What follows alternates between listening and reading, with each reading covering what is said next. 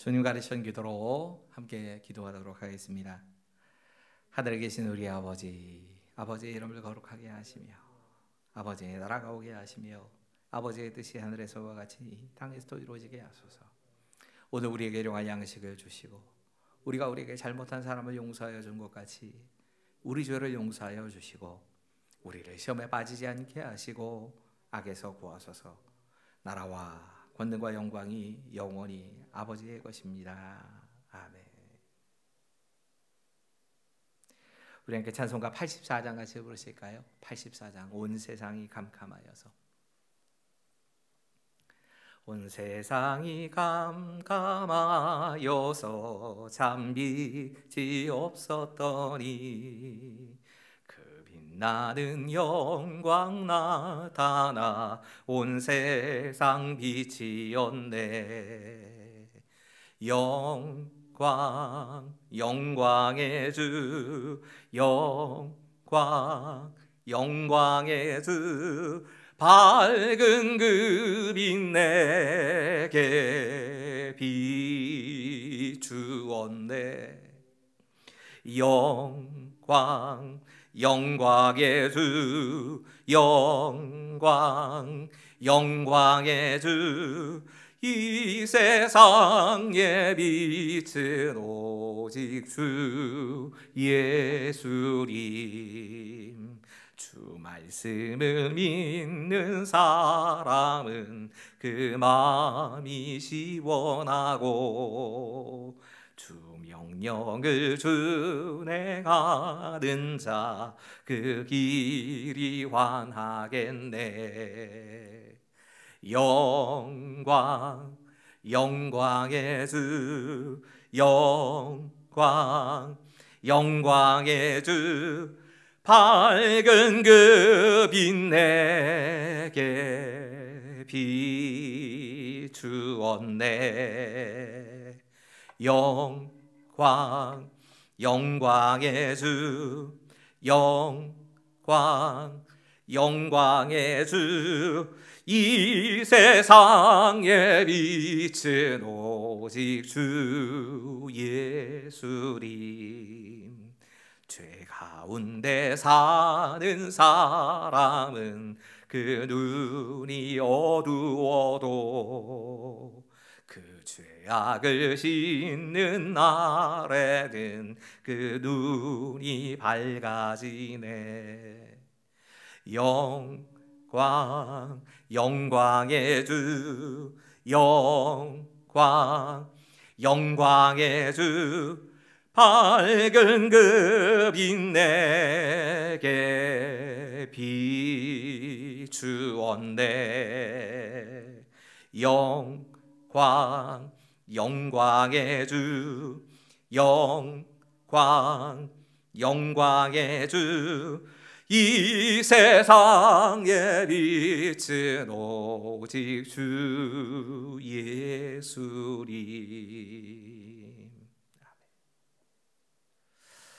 우리가 계속해서 출애굽기 27장, 25장부터 계속 말씀을 통해서 성막을 묵상하고 있습니다. 마찬가지로 오늘도 한 번 더 성막의 문에 대해서 묵상을 해보려고 합니다. 성막 문에 대한 말씀이 출애굽기 27장 13절부터 16절에 다시 한번 우리 좀 이 말씀을 읽도록 하겠습니다. 시작.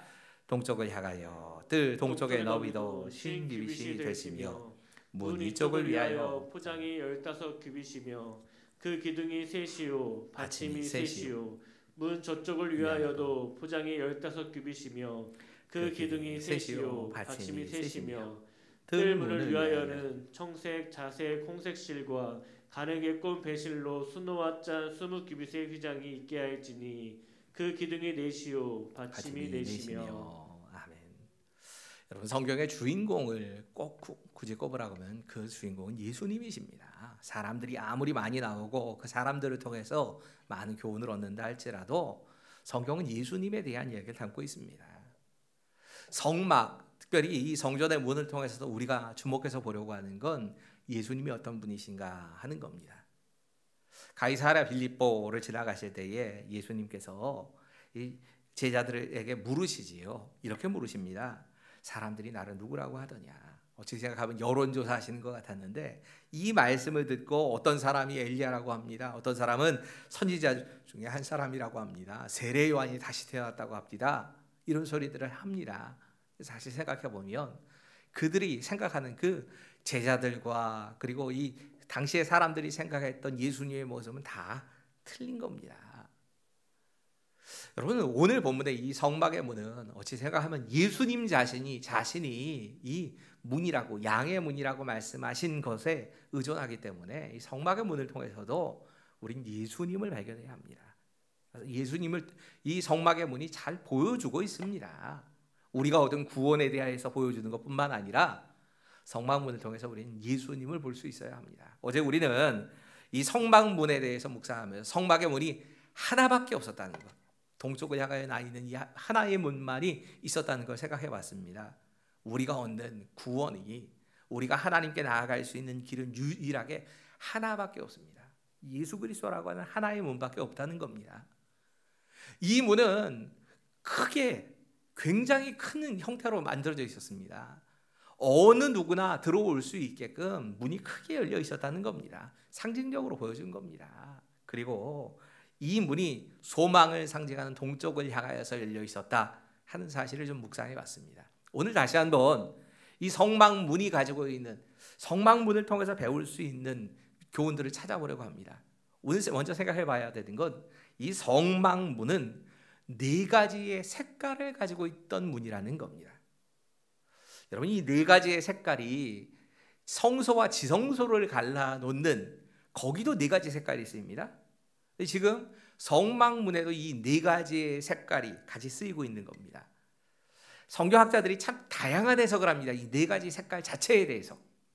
이 4가지 색깔 자체를 천하만민을 모두 받아주신다는 하나님의 상징이다. 부자도 와도 되고 가난한 사람도 와도 된다. 또 피부색도 검은 사람, 노란 사람, 뭐 흰 사람 다 그 피부색 상관없다. 뭐 누구도 차별하지 않고 하나님이 받으신다. 이런 상징이다. 이렇게 얘기를 하는 분도 있습니다. 이렇게 설명도 합니다. 이 문에 치는 휘장도 4조각이고, 여러분 이 조각이 다 4개로 되어 있거든요. 바깥에 울타리에 문 기둥이 4개고 뭐 이러면서 4이라고 하는 숫자에다가 계속 초점을 맞춥니다. 그러면서 이 4가지 모든 것이 하나님께서 어떤 사람이든지 다 받아주신다는, 차별하지 않고 받으신다는 상징도 되지만 이걸 통해서 여러 가지 뭐 찾아야 할 메시지가 있다. 근데 사실은 이런저런 해석이 있지만 우리가 굳이 받아들여야 한다면, 여러분 성막은 어쩔 수 없이 상징이기 때문에 상징으로 해석할 수밖에 없습니다. 교회가 오랜 시간 동안 이 성막이 가지고 있는 이 색깔에 대해서 전통적으로 해석한 것이 있습니다. 그래서 여기에 따라서 오늘은 이 성막의 이 성막문의 색깔에 대해서만 좀 생각을 해보려고 합니다. 여러분, 청색, 자색, 홍색, 그리고 배실, 이렇게 4가지 색깔이 있다고 말씀드렸지요. 청색에 대해서 2가지 해석이 공존합니다. 하나는 생명의 색이라고 하는 겁니다. 그래서 청색을 예수님을 상징한다면 생명이 되신 그리스도를 상징한다, 이렇게 해석하는 분들이 있습니다. 굉장히 좀 좋은 해석이라고 저는 생각합니다. 근데 또 한 가지, 이스라엘 백성들이 청색은 어떻게 생각했느냐? 하늘의 색깔로 생각했습니다. 그래서 하나님의 색으로 생각하는 것이 청색입니다. 그래서 이스라엘 백성들에게는 청색이란 말은 신성을 나타내는 색깔, 하늘을 나타내는 색이라고 표현을 한 겁니다. 그러니까 다시 말하자면 이걸 예수님에게다 대입한다면 예수님이 곧 하늘에서 오신 분, 하나님이시다 하는 걸 이야기한 겁니다. 요한복음 1장 14절 예수님에 대해서 이렇게 설명합니다. 같이 읽지요. 시작. 말씀이 육신이 되어 우리 가운데 거하심에 우리가 그의 영광을 보니 아버지의 독생자의 영광이요 은혜와 진리가 충만하더라. 여러분, 많은 사람들, 특히 많은 이단들이나 기독교에서 파생된 유사 종교들이 예수님의 이 신성, 예수님이 하나님이라는 사실에 대해서 부정하려고 합니다. 현대인들도 마찬가지입니다. 현대에 와서 예수님이 하나님이시라는 사실은 부정하고 예수님을 아주 뛰어난 하나의 인간, 이렇게만 이해합니다. 하지만 성경은 분명히 예수님은 곧 하나님이시라는 것을 설명하고 있습니다. 이걸 완전히 우리가 이해하지 못해도 상관없습니다. 사람과 하나님이 어떻게 한 몸에 있을 수 있느냐? 뭐 다 이해가 안 간다고 해도 상관없습니다. 하지만 성경이 진리입니다. 내가 이해 못해도 상관없는 겁니다. 이해가 안 가도 이건 믿어야 될 겁니다. 예수님은 곧 푸른색 신성을 가지신 하나님이십니다. 이 자색이라고 하는 것을 어떻게 그러면 해석했느냐? 자색은 왕권을 가진 색깔로 생각했습니다. 그래서 왕 되신 그리스도를 보여주는 색깔로 자색을 생각합니다. 여러분, 이스라엘 백성들에게 자색 자체가 보라색 말하는 겁니다. 이 자색 보라색 자체가 의미하고 있는 게 왕의 색깔이었습니다. 이건 다른 나라에도 그런 생각을 많이 했습니다. 왜냐하면 색감의 원료 자체가 다른 색깔들이 다 조화를 이루어야지만 겨우 만들 수 있는 색깔이 자색이다 보니까 이 자색을, 이 보라색을 왕의 색깔로 생각하고 왕과 그 후계자가 되어지는 그 왕세자만 입는 색깔로 생각을 했습니다. 예수님께서 다윗의 혈통으로 태어나시고 다윗의 보좌에 계시면서 다스리시는 분, 이 세상을 다스리시는 왕이시라고 하는 걸 자색이라고 하는 색깔이 보여준다, 이렇게 해석을 하는 겁니다. 홍색, 여러분 홍색은 붉은색입니다. 빨간색 말하는 겁니다. 이 홍색의 의미는 대체적으로 고난을 당하신 예수님, 고난을 당한 그리스도라고 해석을 합니다. 우리에게 대속물이 되시고 희생의 제물이 되기 위해서 죽으신 그 예수님의 색깔, 그 예수님을 상징하는 색깔이 홍색으로 본 겁니다.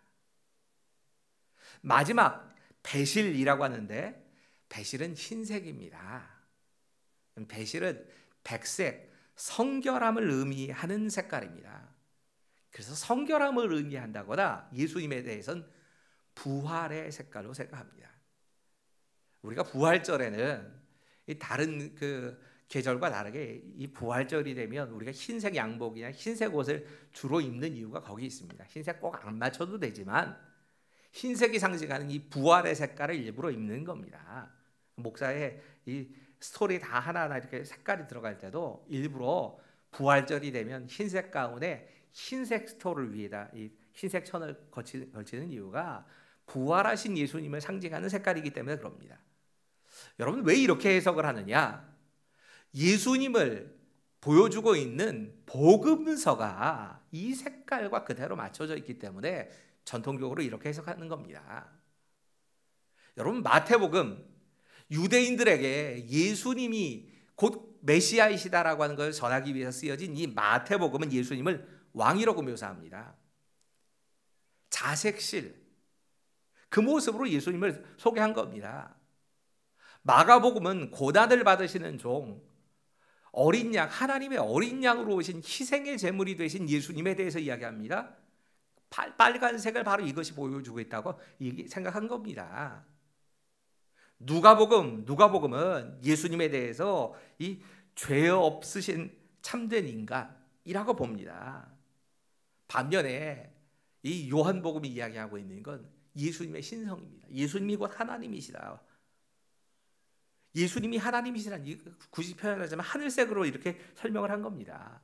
성막의 문이 바로 이 예수님의 모습에 대해서 상징적으로 보여주고 있다, 이렇게 얘기를 하는 겁니다. 왕이 되신 그 예수님, 분명히 만왕의 왕이시지만 우리의 죄를 지시기 위해서 어린 양이 되셔서 이 땅에서 고난받으시고 죽으시고 다시 사신, 부활하신 그 예수님에 대해서 설명하고 있는 게 바로 이 성막의 문이 보여주고 있는 상징이라는 겁니다. 요한복음 10장 9절 말씀 같이 읽지요. 시작. 내가 문이니 누구든지 나로 말미암아 들어가면 구원을 받고 또 들어가며 나오며 꼴을 얻으리라. 이 문에 대한 메시지의 마지막 우리가 생각해야 될 말씀은 이겁니다. 이 문은 내가 열어야 할 문입니다. 그리고 이 문은 언젠가는 닫힙니다. 여러분, 문에 들어가는 사람마다 자기가 문을 열고 들어가게 하십니다. 분명히 그 문을 통해서 우리가 구원받을 수 있는 길은 하나님이 다 마련을 해놓으셨습니다. 하지만 그 문을 여는 건 내 몫입니다. 부모가 대신 열어줄 수 없습니다. 부모가 믿는다고 자녀가 자동으로 믿는 거 아닙니다. 남편이 아내를 대신해서 열어줄 수 없습니다. 아내가 남편을 대신해서 열어줄 수 없습니다. 한 사람 한 사람이 개인적으로 예수 그리스도를 영접함으로 구원을 얻게 된다 하는 사실에 대해서 말씀하고 있는 겁니다. 그리고 이 문은 영원히 열려있는 문은 아닙니다. 언제가 닫힙니다. 천국으로 들어가는 유일무이한 문이 지금은 얼마든지 우리가 쉽게 열고 들어갈 수 있는 문이지만, 예수님을 영접하는 사람이라면 누구나 다 들어갈 수 있지만 그 문이 닫힐 날도 옵니다. 들어갈 수 있을 때 들어가야만 하는 겁니다. 저는 이 문을 이 구원의 문이라고 생각하면서 생각이 났던 것이 노아의 방주였습니다. 노아가 방주를 다 짓고 하나님이 명령하신 대로 하나님이 생각하신 정결하고 부정한 그 모든 짐승들이 암수에 따라서 다 들어가게 됩니다. 그 사이에 그 노아가 머물 동안에 이 노아가 이 방주에 있으면서 그 꼭 필요한 그 생활용품까지 다 들어갑니다. 다 준비합니다. 그리고 나서 하나님께서 방주의 문을 닫아버리십니다.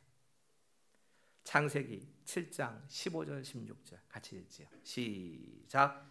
무릇 생명의 기운이 있는 육체가 둘씩 노아에게 나와 방주로 들어갔으니 들어간 것들은 모든 것의 암수라. 하나님이 그에게 명령하신 대로 들어가매 여호와께서 그를 들여보내고 문을 닫으시니라. 계속 열려 있다는 거 아닙니다. 우리에게 언젠가 닫힐 날이 온다는 것도 늘 기억해야 합니다. 소위 말하는 열처녀의 비유, 이 신랑을 영접하기 위해서 들러리로 갔던 그 열처녀의 비유에서도 5은 들어가고 나머지는 들어갈 수 없었습니다. 언제나 열려 있는 것이 아니기 때문에 열려 있을 그때의 감사함으로 그 문에 들어가야 될 책임이 우리에게 있는 겁니다. 여러분 기억하셔야 합니다. 이 문은 예수님을 보여줍니다. 예수님을 통해서만 우리가 하나님께 갈 수 있는 길이 있다는 걸 이 문이 보여주고 있는 겁니다. 이 문 분명히 누구든지 들어갈 수 있는 문입니다. 누구나 열고 들어갈 수 있습니다. 문턱이 없이 쉽게 들어갈 수 있습니다. 이 문이 소망의 문이고 이 문을 통해서 우리는 예수님을 배우게 됩니다. 예수님이 어떤 분이신지를 문을 통해 배웁니다. 하지만 늘 기억해야 합니다. 계속 열려있는 문은 아닙니다. 내가 열어야 하는 문입니다. 우리 오늘 기도하시면서 하나님께서 우리에게 허락하신 이 구원의 은혜에 대한 감사를 가지고 기도하시고 여전히 좀 우리 며칠간은 같이 기도했으면 좋겠습니다. 이 우크라이나의 상황을 보면서 우리 함께 소리를 내어서 잠깐이지만 더 기도했으면 합니다. 계속적으로 기도하시면서 지금 이 임광택 선교사님이 사역하시는 곳은 우크라이나 15개 지역 가운데 키예프라고 하는 지역입니다. 이 지역에 특히나 여러 가지 어려움들이 지금 같이 쏟아져 내려오고 있는데 16일까지가 제일 위험한 것으로 뉴스에도 계속 보도가 되고 있습니다. 러시아가 침공 계획은 거의 세운 것 같고 16일까지 지금 위험한 침공이 가능할 수 있지 않느냐 얘기를 하는데 선교사님은 20일까지 다 정리를 해야 아마 나오실 수 있는 상황인 것 같습니다. 선교사님의 안전을 위해서도 좀 기도해 주시고요. 이 시간 동안에 특별히 현지인들 그 안에 좀 신학생들도 있고 많은 교인들도 있는데 이들 가운데 정말 하나님의 은혜가 보호하심이 있기를 위해서 우리 함께 같이 기도해 주시길 부탁드리겠습니다. 같이 기도해 주시죠. 함께 기도하겠습니다. 하나님께서 임광택 홍재현 선교사님과 그 자녀들을 위한 기도에 응답하여 주시옵소서. 우크라이나의 상황이 너무나 힘들어진다고 있습니다. 하나님, 날이 갈수록 이 세계 뉴스가 참 위험신호를 계속 보내고 있습니다. 미국과 러시아가 대치하고 있기 때문에 이 전쟁이 어디로도 번져갈지도 모르는 그런 상황 가운데 있습니다. 하나님, 전쟁이 없기를 원합니다. 전쟁 없이 모든 문제들이 잘 해결될 수 있도록 도와주시고 그 서로 이익을 추구하려고 하는 각각의 집단들이 정말 힘이 있으니까 내 마음대로 하겠다라고 하는 생각도 좀 내려놓게 하시고 또 한편으로는 우리가 정말 최악은 피하자라고 하는 결론